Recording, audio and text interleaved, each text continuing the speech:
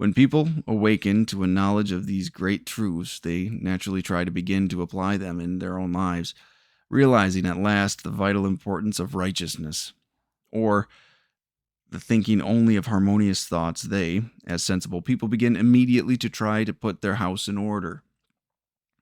The principle involved is perfectly simple, but unfortunately, the doing of it is anything but easy. Now, why should this be so? The answer lies in the extraordinary potency of habit. And habits of thinking are at once the most, excuse me, and habits of thinking are at once the most subtle in character and the most difficult to break. It is easy, comparatively speaking, to break a physical habit, if one really means business, because action on the physical plane is so much slower and more palpable than on the mental plane.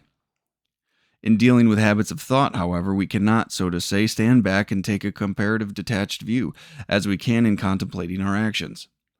Our thoughts flow across the stage of consciousness in an unbroken stream, and so rapidly that only unceasing vigilance can deal with them. And again, the theater of one's actions is the area of his immediate presence. I can act only where I am.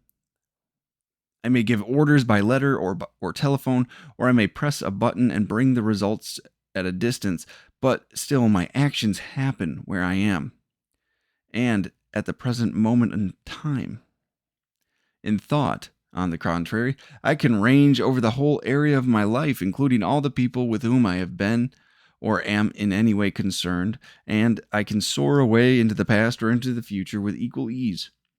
We see, therefore, how much bigger the task of achieving all-round harmonious thinking or true righteousness is than appears at first sight.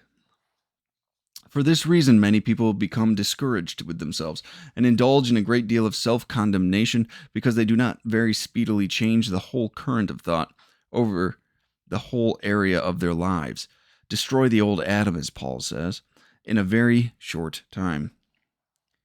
This, of course, is a capital mistake, and incidentally, self-condemnation, being an essentially negative and therefore unrighteous thought, tends to produce still more trouble. In the old vicious cycle, if you are not progressing as fast as you wish to, the remedy is to be still, more careful, and hold only harmonious thoughts.